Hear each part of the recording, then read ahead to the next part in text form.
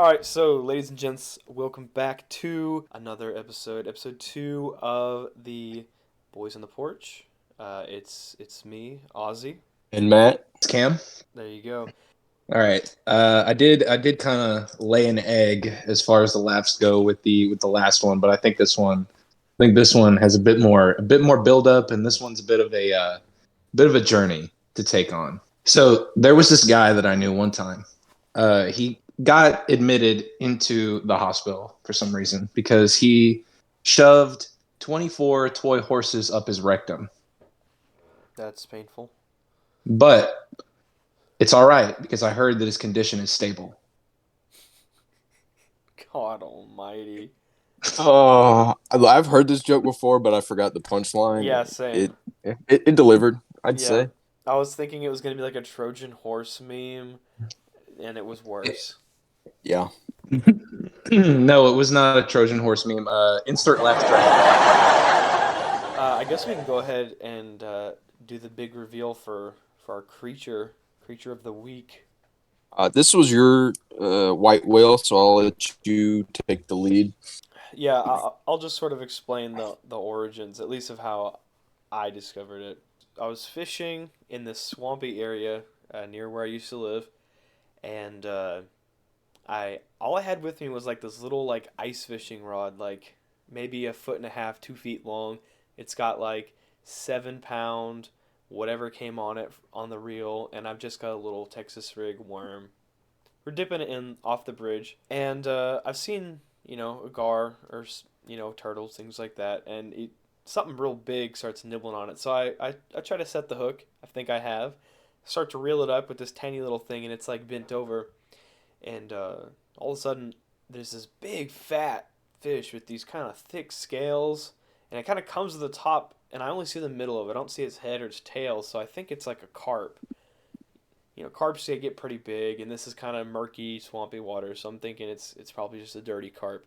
So I dip it back down in a couple other spots, and they keep hitting it, and they're going crazy, coming out of the reeds, biting it, coming to the top, and then spitting it out. And I can't figure out what it is until I finally see the top of one. He's got a fin that goes from his forehead, basically, down to his tail. And it's almost like a gar, but it doesn't have the face of a gar. And this is something I've never seen before, so I start doing a lot of research. And come to find out, it is a bowfin. There it is, ladies and gentlemen. The fish, the fabled fish that we've been on a hunt for to catch for how long is it now? Going like 3 years almost, Yeah. which is quite sad because we've seen pictures of old men in wheelchairs, nonetheless, catching Yes. them on Yes. Facebook. Same spot as well, same secret fishing spot. Yeah, it's quite the journey that we went on, and a lot of interesting anecdotes that go along with it. Yeah, so I mean, my first instinct is to try to record me catching him because they're just jumping on this hook. But of course, as soon as I pull my phone out to record, they stop biting. The frenzy disappears like magic. Of course. That's how fishing goes. So you can't actually prove what you're claiming. After I find out what kind of fish it is, I'm like, telling you guys about it, and it's this. The more research we do, the weirder it gets.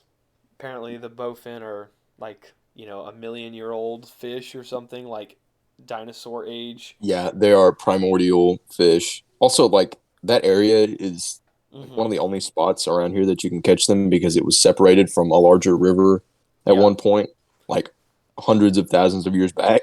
Yeah, no, that is true. Where we're located in the U.S. is kind of like a unique spot because there's a lot of them in other places, and then where we're at is like the only spot that has them. I forgot about that. It's like Yeah. unique to our specific biome where this fish lives.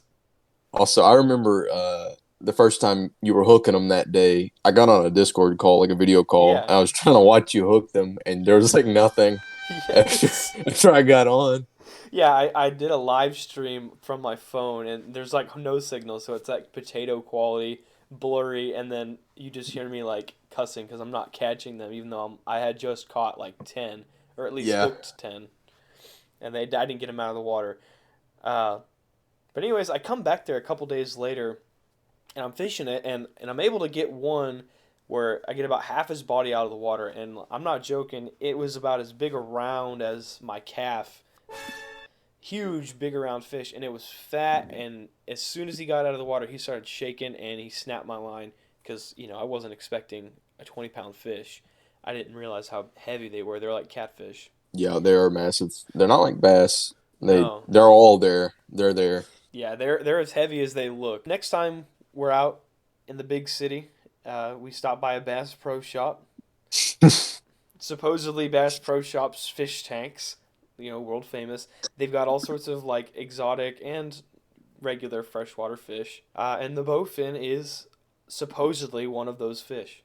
It's labeled there on the chart. It's got all the normal fish, and then there's the bowfin at the bottom, of course. Yeah, the bowfin is And at the bottom behind the bass, behind the the catfish, the carp, all these other regular freshwater. Is this the point where I was brought in and was a doubter, or was this before then? So we had uh, mentioned it to you, and like we were explaining how they were like primordial and like only unique to our biome, and you didn't believe us. And it was like a fucking snipe hunt. yeah, yeah, Oh yes. Matt believed that at least he knew that they existed, but he didn't believe. At least I don't think you believed. It didn't seem like it that I had actually seen them with my own eyes. Only partially. I was actually under the assumption they were carp because it's Yeah, like the Chinese river carp or whatever. yeah. I mean That's like one that's of their favorite places. Just a exactly. swamp.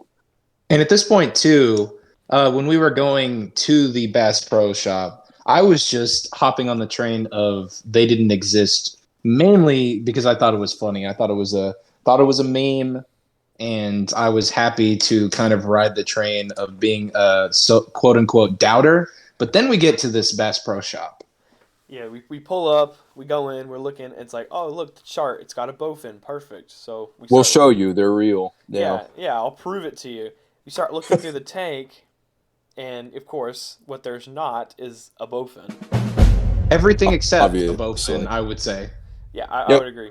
We looked in the tank for like 5 or 6 minutes. Oh yeah, it's not like we just like went by. Oh, we can't find them. No, we searched the corners. We like got the angles, trying to look under the logs.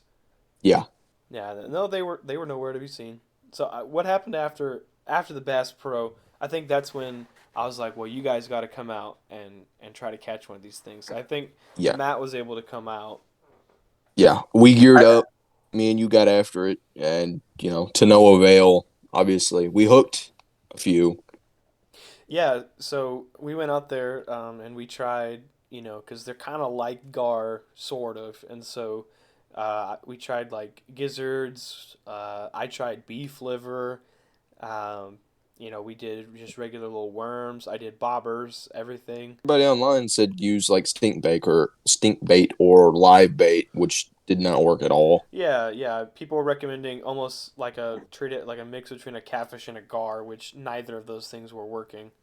Yeah. Although I did have one gizzard or liver, I can't remember. I think it was a gizzard on a hook with a bobber, and uh, it fought pretty hard. It sunk down and immediately tried to go into the reeds back to its house. I started struggling to reel it in, and it got, I don't know, close-ish to the surface, I guess, and then the line snapped, Bruh. but like on my side of the bobber. Bruh. So you just see this bobber start swimming up the swamp. Like this bobber's just zooming up the like river swamp area, and like a Looney Tunes, it just goes over the hill. You don't see it again. Old Popeye skit I right just got there. back from Popeyes. This is the point where my doubt really went from a meme to actual. I don't believe this thing exists. I think Right. that you guys are just hooking catfish or gar, and they're just acting really weird, really unlike the fish that you're trying to Yeah. catch. I don't think that it exists, even though there's documented cases upon documented cases. I'm just thinking that this thing is just one big, just Snipe. kind of just one big snipe trying to force its way into me believing that it's real, but I will not fall for it. I haven't. Right, and I mean, especially because like we couldn't prove it by catching one or by showing you one in a tank. I feel like between in the times since, we also went to like a different Bass Pro Shop. We went to 3. Yeah, so we went to the second one and then nearer to us, and then we went to Memphis Pyramid, The Holy Pyramid. the holy mecca of Bass If Pro, anybody would Memphis. have one, it would be the Pyramid in Oh, yeah. Memphis because it's the largest Bass Pro, and they didn't have one in any of their like 20 fucking tanks. And they said that they had one on the chart, just like all the other Yeah. ones. Bruh. Yeah. Not to be found, though. The Memphis one was the most recent one. I think when we realized we didn't find it there, at least I was like, well, I gotta try to find one before they go dormant for the winter. So the other weekend, all three of us get out there. Matt and I show up first, and we both hook one before Cam arrives. Yippee! So when he shows up, we're like, hey, we just hooked some. We didn't get him out of the water, but we saw him. And he's like, One that's came cool. to the surface like Mhm. right before you walked up, and I was like, "Hey, look!" And you were like a couple of feet away, and you couldn't see it. Yeah. Yeah, they were almost taunting, trying to hide themselves from Cam. We fished for a while, and we just used the standard old Texas rig with a worm, which is, supposedly like not what they go after. And we were just tossing it in there, up and down the reeds, through the middle, and eventually we got a couple more bites. I think Cam had some potential belief showing in his eyes once he saw them at least bite down on it. And then here comes the rain. Yeah, rain starts dumping. It's like the scene out of a movie, almost. Yeah. Yeah, the rain starts coming down slow, and then it starts getting harder, and Matt and I are really wanting to catch these bowfins, so we're going to stand out there and get soaked. We're going full River Monsters mode. I'm here until I get struck by lightning at this point. Yeah, and by the way, we're on a public road bridge fishing off of it in the rain. So we're out there fishing, getting completely soaked. I think we were both soaked to the core. We had to have our phones like put away in the fishing bags. Yeah. So, if someone had caught one at that exact moment, it would have been another hard to prove situation. Yeah. The rain starts to lighten up, and just as soon as the rain kind of stops dumping and it's just kind of misting, Matt gets a bit of a tug on the line. A new hand. Yeah, and I'm not really like we've hooked them that day, and they just got off, so I wasn't very enthusiastic about it. But I start reeling. I'm just going full ape mode, and there he comes, top of the water. And I decide to try a new strat. Instead of wearing them out, I just pull him over the bridge and land him on the road. Yep, yeah. So instead of trying to fight him to like the edge and then slowly lift it out, this man just kind of, cranks it back like a whip and just takes him right out and plops him down onto the concrete. Yep, and there it was. Yep, a big old, not even a big one to be honest. It was decent. At this point, Cameron is in his car trying not to get soaked by the rain. Oh yeah. Oh, I forgot to mention. Yeah. Of course. Yeah. When we were out there getting soaked, Cameron was not. So of course, when we catch the first bowfin ever, he's not out to witness it. I kind of almost wanted to jinx it. I wanted to be away so that way you guys would actually catch one. I mean, but then it actually happened. I think that might have been why. I think that's why we caught the first one. Yeah, they're very slimy fish, almost like catfish. I don't know what that is. I don't know if that's natural or if it has something to do with that nasty ass swamp. Mm-hmm. Because somebody's definitely, as you said, dumping their septic tank in there. Oh, there's got to be with the stank weed, the diarrhea weed. Yeah. Disgusting. But yeah, they fight like a mule. He didn't try to bite me, which was interesting. Yeah, and his teeth weren't as big as I thought. Mm-hmm. Yeah, they've got a set of teeth, but they're not long. So I mean, it's just gonna mess your thumb up. It's not gonna take a finger. Yeah, but being like the cryptid that I imagined in my mind for like the past 3 years, it didn't really like live up to the image I created. Yeah. But I don't know what I expected, but that wasn't it. Yeah. But yeah, it was kind of surreal, honestly. Yeah, thinking back, it definitely was like, oh, finally, after all this effort and like desire. And it shouldn't have been that hard. No, it really at all. People catch those and they're like, oh man, I caught a bowfin, now I have to deal with it. Well, yeah, like when they're bass fishing. Yeah, they're trash fish. I mean, you don't supposed to eat them. You can. You get this single bowfin nugget out of its very center. Yeah, so we keep on fishing. I'm sending a line through with just a regular old Texas rig, sending the line through the middle, and one comes up to the surface. So I cast it back to where he kind of was, and on my reel back in, something strikes, and so I come in, I do what Matt did. Instead of fighting it, I just kind of pop it out and flip him over the edge, and he kind of slams down into the concrete, starts going wriggling around, but Matt was able to wrangle him. He was pretty beat up from the hitting him flopping on the road. They don't know what's good for him. He weighed like what, 2 pounds? Yeah, something like that. He weighed about 2 pounds, which definitely on the smaller side. Because even that day, the first one that Matt had hooked when it came to the surface was like no joke, thigh size, like big around. Yeah, Like you I'm. would have had a problem putting both hands around the edge. Yeah, it sounds like a fisherman's exaggeration, but it definitely was like the size of somebody's thigh. Yeah, it was a big one, and we know that like the big ones, I think they're big because they're smart, and so they don't ever just get caught. Like Right. they know to Yeah. spit it out. It's actually pretty crazy how big bowfin get. I looked up Mm-hmm. pictures when I got home, and it's scary. They're kind of like gar, where they just grow forever until they die. Have you ever seen a snakehead before? It's a type of fish. Yeah, I think if I remember right, they're similar-ish. Yeah, they live in Florida, but they're a lot more aggressive.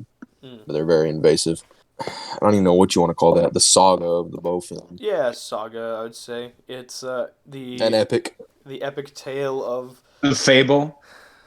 Yeah. discovery, denial, and then finally, Acceptance. yeah, you gotta believe it. I do believe it now. I did see not one but two of them Yeah, reeled up in the same day after spending 2.5+ years denying their existence oh yeah, and having them taunt me at every turn every time we tried to go and catch one.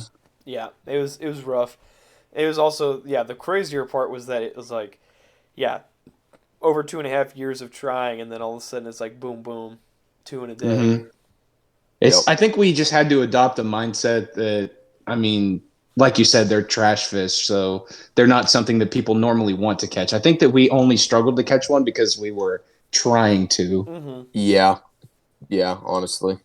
Yeah, that's exactly what it is. I do like that you don't like. I like that I know they'll hit liver, gizzards, freaking soft plastic worm. Like they don't care what it is. They're if it's in their face, they're gonna bite it.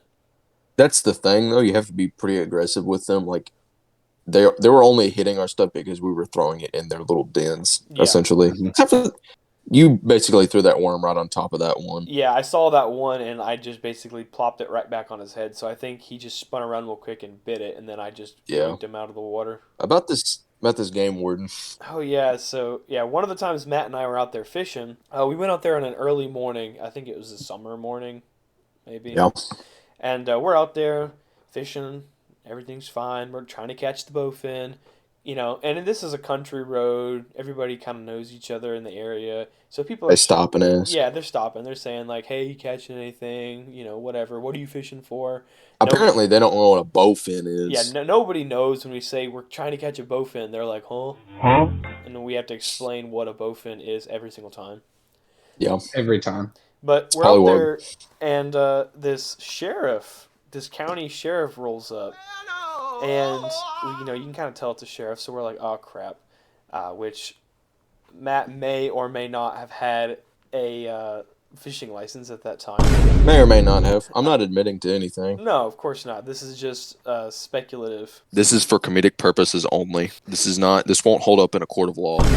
In Minecraft, he may or may not be able to confirm or deny that he didn't not have a fishing license that morning when the sheriff rolled up. Well done, guys. Well done. And so he's just, asking, what y'all doing on the bridge, blah, blah, blah. Hey, we're fishing. He's like, y'all boys got fishing license? We're like, yes, sir, of course. And he's like, all right, I'm not the game warden, so I'm not going to ask to see your fishing license. But if I was a game warden or if one came by, you're going to want to make sure that you have them so that you can show them. Of course, officer. And yeah, of course. Yeah, of course. Which you're not a game warden, though, so it's fine. Yeah, you can't see it, by the way. So, I don't know, maybe they can ask, I don't know. You can always say no and just leave, I guess. But yeah. we leave, we hit the town, and we acquire some items that may or may not be useful later. That are When printed. encountering a game warden. They may or may not be printed on a piece of paper. And so we go out. I think it was the next morning or something. It was the next It morning. was Yeah, literally it the was. next morning at like 7:30 a.m. A freaking game warden rolls through. The sheriff had to have called in that we were fishing. Oh yeah, he snitched on us for sure. And so the game warden rolls through, and like literally the first thing, he doesn't even get out of his car. He just rolls down the window, you know, pulls up. He's like, "Hey," first thing he asks is, "You got your fishing license?"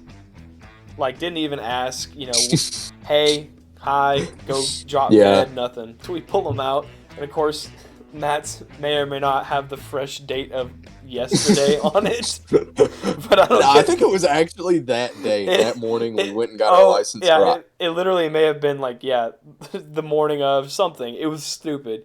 Yeah. I guess that he didn't look at the date, but whatever. He's like, all right, so we're good. And so then he starts talking to us, and he's asking, what we're fishing. We tell him the bowfin. He's like, what's that? Huh? Yeah. The game warden doesn't even know what a fucking bowfin is. So this is actually adding credibility to like the bowfin aren't real meme. Yeah, because the game warden, the person who's supposed to be the expert on fish and game in the state, doesn't even know what a bowfin is. And so we, tell them, hey, they look like this. They're kind of long and skinny and ugly, and they got this big fin on the top that's like long. And I think one of us pulls up a picture, or he looks it up or something on his phone. And he's like, oh yeah, that looks like a. He may have said snakehead. I can't remember. I think he did say snakehead. Actually, He said it looks like one of those. But and he's like, I never heard of that. But and then he's like, so we think the conversation's kind of winded down. So we kind of turn and start to go fishing again. And he's like, well, you do know that in the state of where you're located, it's illegal to fish off of a bridge. We're like, huh?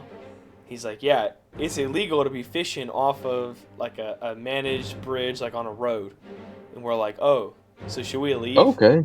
Like, sorry, we didn't know. There's no signs or nothing, so it's fine, and we'll leave. Usually there are signs. Yeah, normally there's always a sign. So we're like, do we need to leave? And he's like, well, no, there's not a sign that says you can't be here. And then just leaves it at that.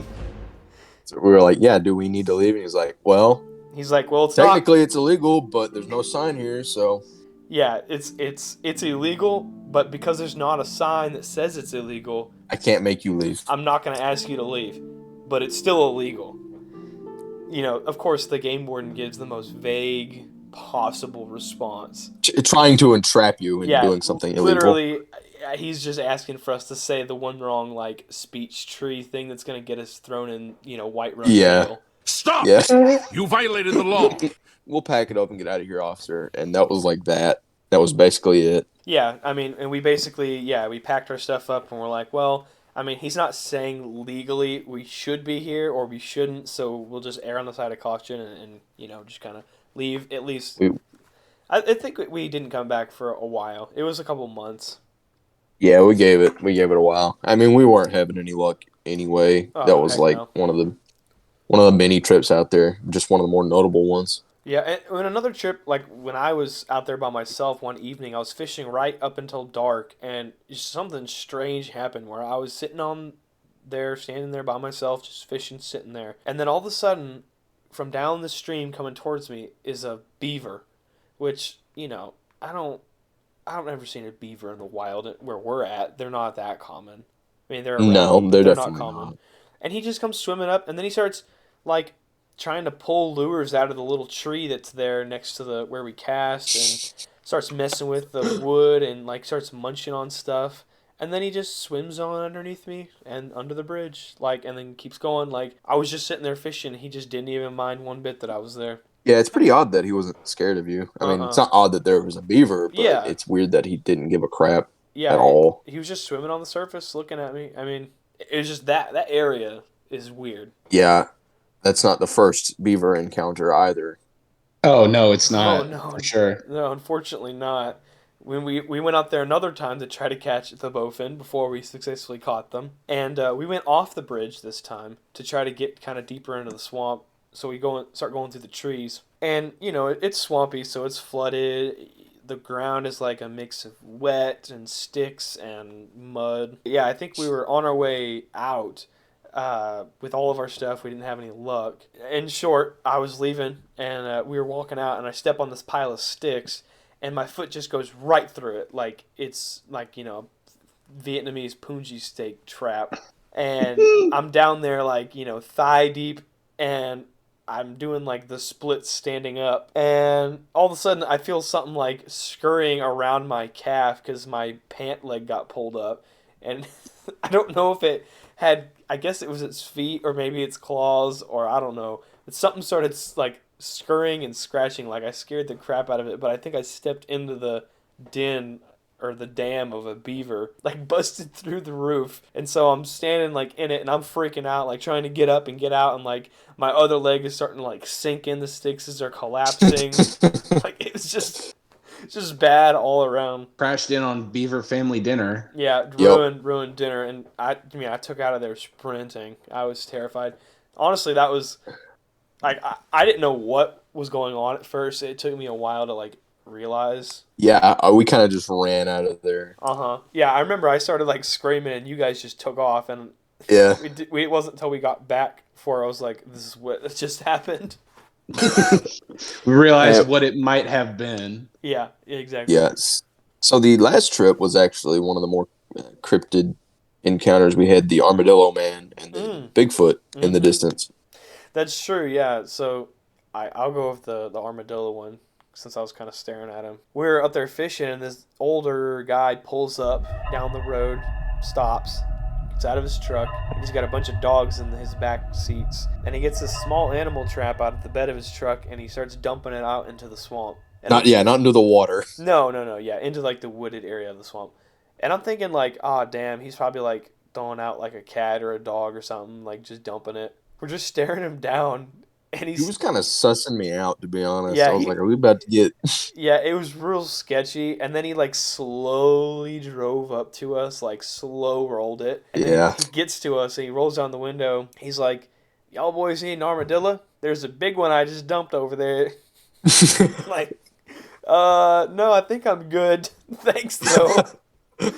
Not trying to catch leprosy right now. And then he just drives off like, what the heck? Why didn't you just shoot it first of all? And then you're going to dump it in the swamp. I don't know if the armadillo is going to live a very happy, long life in the swamp, to be honest. Maybe. I don't know. Maybe not. Maybe it gets carried off by an alligator like that pig. Yeah. Yeah. Go ahead about the weird Bigfoot sounds. Yeah, so this was last time we went. We're just chilling, sitting on the bridge, small talk, and in the distance we hear like a group of 4 trees just getting pushed over, and then like a thud, thud, thud of footsteps, it sounded like. And we just kind of looked at each other, like dumbfounded. What just happened? Yeah, and also there was that like weird mechanical noise going on, but I think we got to the bottom of that. Yeah, from the other side of the swamp, like it sounded like a low humming, but like close enough to where it wasn't like a tractor in the distance. But then I think we like sussed out that it was like a generator or maybe like a smaller bobcat or something. Yeah, like I couldn't hear an engine for a long time. It was just big clangs. But the trees and the Bigfoot sounds were definitely, there was no that engine over there. No, that was something in the trees pushing them over, or it could have just been dead trees falling over, like domino effect. But... Yeah, that was the only thing I could think of was like a domino effect with like beaver knocking the first one down or something. We got to say too that we don't live in an area at all where there are bears. So there's definitely not. There's no large mammal that could make noises like that around us. A pig is like the largest mammal that we have, and like a boar. But even then, that's not what that sounded like. Yeah, I mean these were like medium-sized trees, though. Yeah, it wasn't like they wasn't like a scrawny dead twig. It was like a full-size tree coming down times 4. And then the distinct thuds afterward of God knows what. Something stomping through the woods, getting away. And of course, all of this had to happen while I was not there, because all of the weird cryptid stuff that happens in our group, it avoids me specifically like the plague. Yeah. Also Josh. Yeah, he's not normally around for it. There have been a couple instances that I have witnessed as far as cryptid or supernatural type things, but most of the time I'm not around for those kind of things, which is a little sus. Well, I don't know if I'm just like a repellent. It's not even like you're not around, like you were on your way, to come, and then that happened before you showed up. It's not like you were just not gonna be there. Yes, And it then always happens. It always happens. Not like Josh, where it's the situations where he's like, "Oh, I'm not going to make it," or "Oh, I'm Yeah. not going to be there," and then it happens. It's Yeah. like I am en route, Yeah. and then it happens before I get there. or I'm like less than a mile away in the woods, and this is happening. Cam, explain the woods situation. I'll go ahead and try and set the scene for this one. We decided to have a camping night. I think it was around the mid-fall and like the October, November-ish kind of It was area. a chilly fall day. But this was in a part where it was nice out. So we decided we should have a camping sesh with the boys. And it was one of the only times and I think it was the only time that we went out to my neck of the woods. May or may not be because of what happened in this camp sesh. But I had realized along the way that I had underpacked and I had forgotten something crucial. And luckily, it was near my parents' house. So it was just a short walk back to the house to grab whatever I had forgotten. And I left the two of my pals here, Ozzy and Matt, in the woods to tend to the stew. We had a stew going. The stew, the cursed stew. At this point, we had basically fully set up camp, but I had forgotten this one crucial thing. A chair. Yeah, A chair. you needed a chair. That's what it was. That was what it was. It was rough. We had our hammocks set up. We had like a stew. We even had the like little pot boiler on the hanger like above the campfire. It was like legit. I'm still kind of pressed about not having that stew. That looked really good. Oh yeah. So we browned the meat and like it was all cooked. Oh man. We set that aside, and then we're gonna let potatoes, onions, carrots, and celery like go, and we were gonna let that boil. We took broth, like actual chicken broth with it too. It wasn't just like water, it was like good stuff. Yeah, it was gonna be a really good stew. And so we put that all on the simmer while we put the meat on the side to stay warm. We put it next to the fire. Cam leaves to go get the chair, and so we're tending to the stew, and it's gonna be like an hour. The fire's not roaring or anything. It's gonna be a slow cook. So we decide to like kind of just take a little wander around the woods. We'd never really been there before, so this is an average hour neck of the woods either. This is like it's a very interesting biome. It's like sandy hills, somehow still has grass and big pine, very big oak trees. Yeah, big and oak pine trees. And big pine.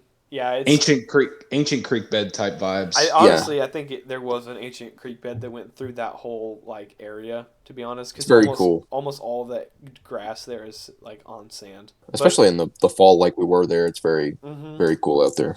Only thing that might have been a hindrance was the copious amounts of sawbriars. Yeah, God's worst creation, and ants. We'll get to that. There were ants. Yeah, we're up there wandering, and I think we get to like the property's edge, like on the other side of the property, which I'm familiar with the road that we got to. I wasn't sure how we got there. I just knew we went like one direction, like we went straight.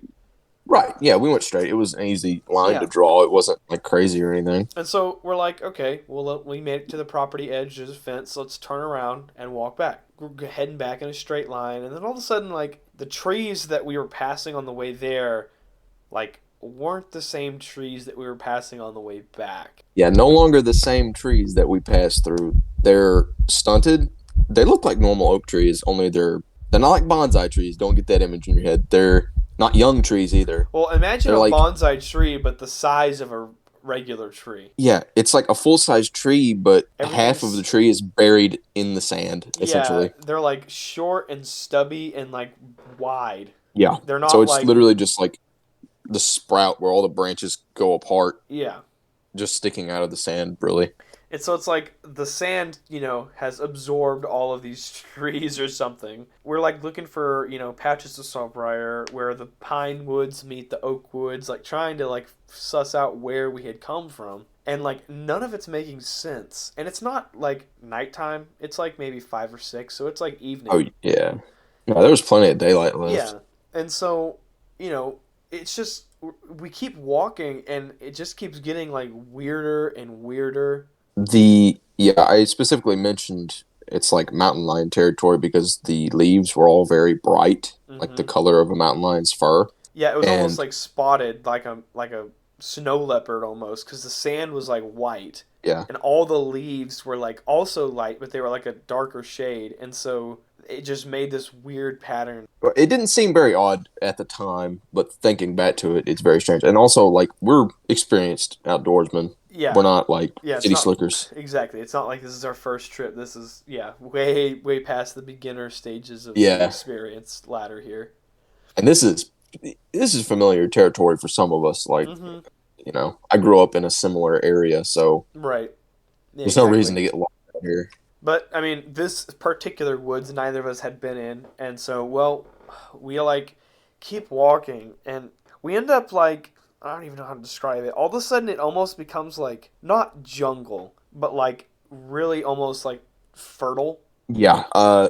Here's the thing about that. That really tall grass that was like, it looked like ornamental grass that had overgrown. Yeah.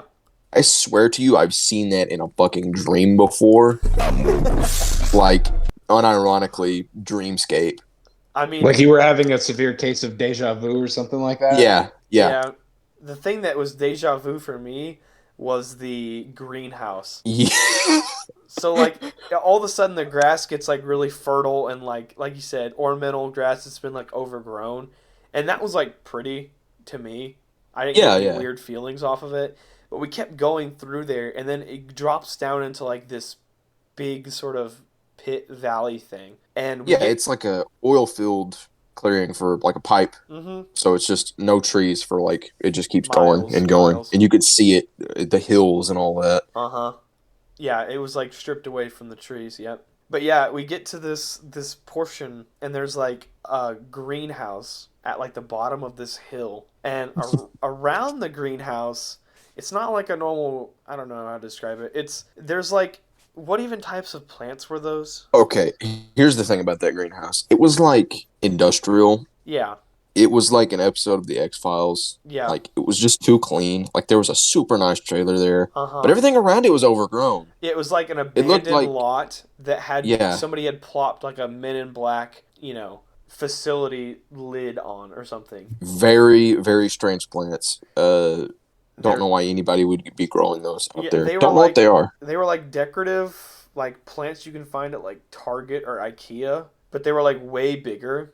And he had a bunch of them like around the greenhouse, and I presume somewhere in it too, because there was green on the inside. Yeah. And I can't remember I think we started walking towards it, and like we got pretty close to it, and I was gonna peek in it, to be honest. But then all of a sudden, we start hearing one bark, and then a couple more barks, and then all of a sudden it's like this fury of dog barks just coming at us. Oh hell no! And I don't know if they were like chasing us, but I swear they got louder and like louder. Oh, it was getting louder until we got to the gate. Mm-hmm. Yeah, we sprint out, and we're like coming past this guy's like, I guess, front yard basically, and we hop his gate, and we're on like a county road, which just out of nowhere.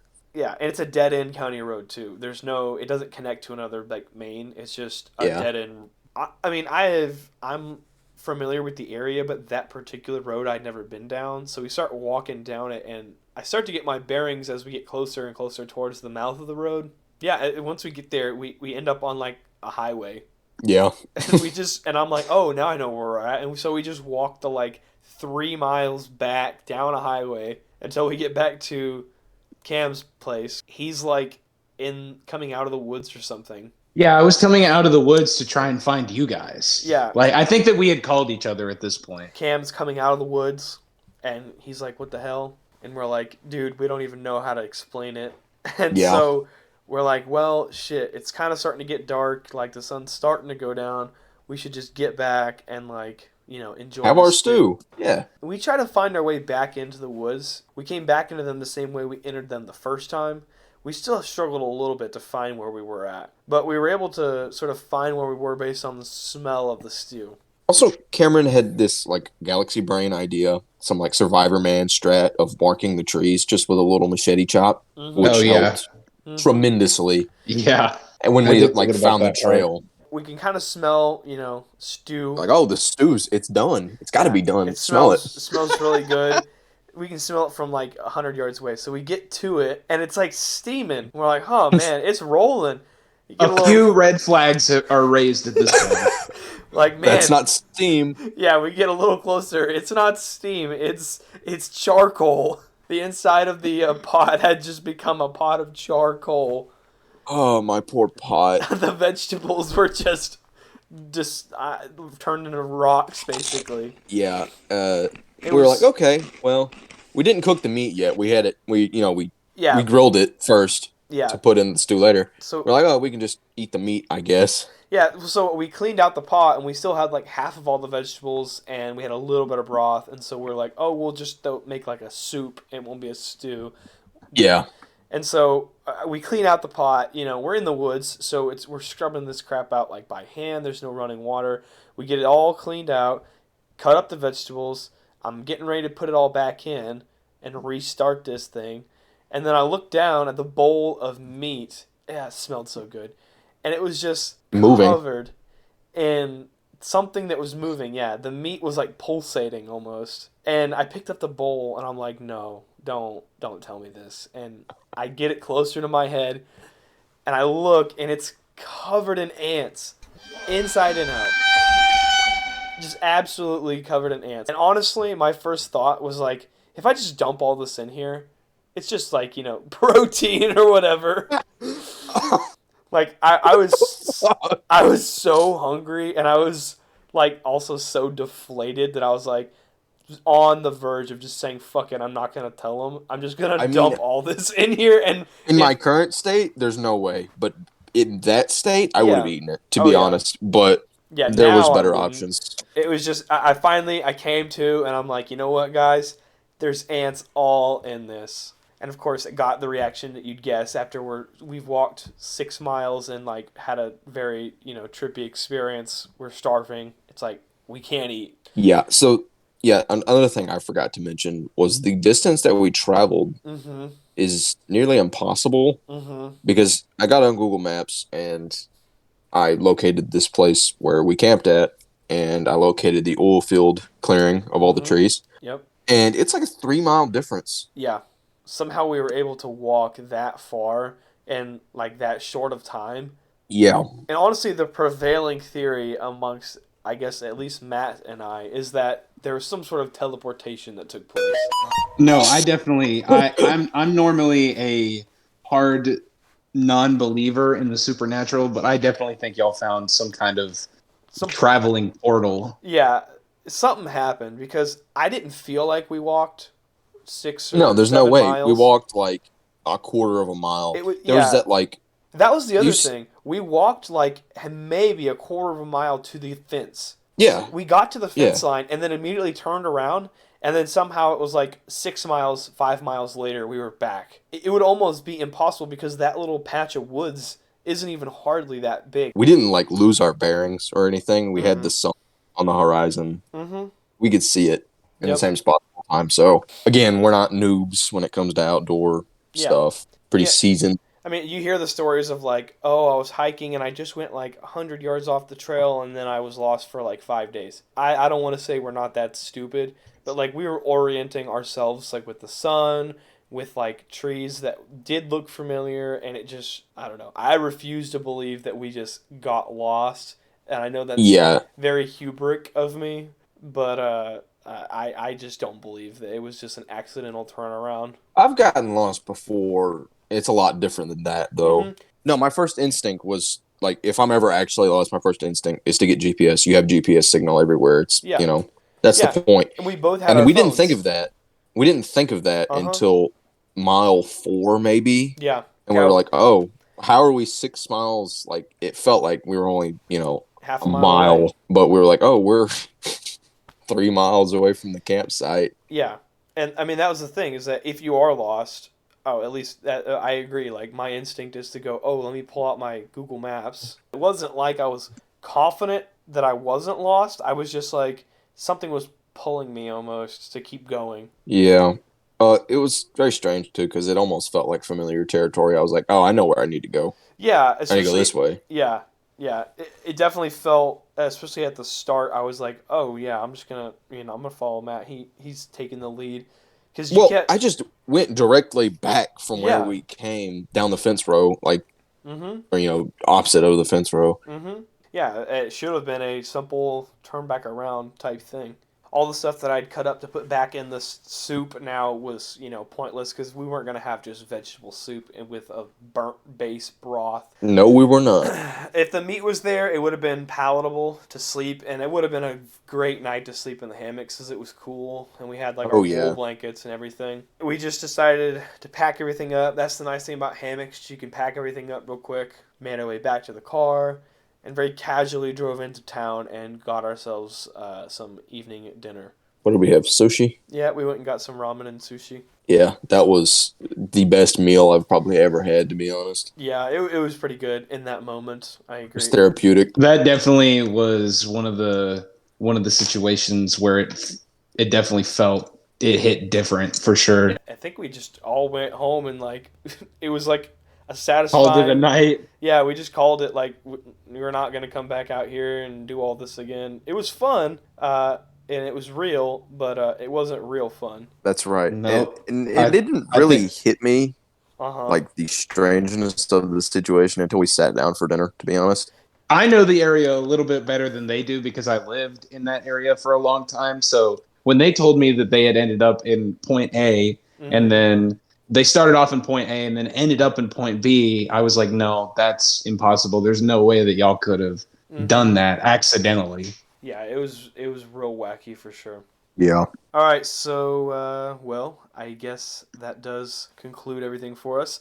Hopefully these two cryptid stories were interesting. I know a little different than what we've talked about previous with the ranking, but we'll keep it mixed up, keep it different and fresh. If you're interested in any other cryptid stories, we do have a couple more personal ones to share. High in the mountainous peaks of the Ouachita Mountains, we may or may not have run into some fey creatures and or awoken dead Norse gods. But you'll just have to tune in next week to find out more on that one. Sounds good to me. Ladies and gents, have a fantastic evening, and we'll see you next time, I guess. Peace, everybody.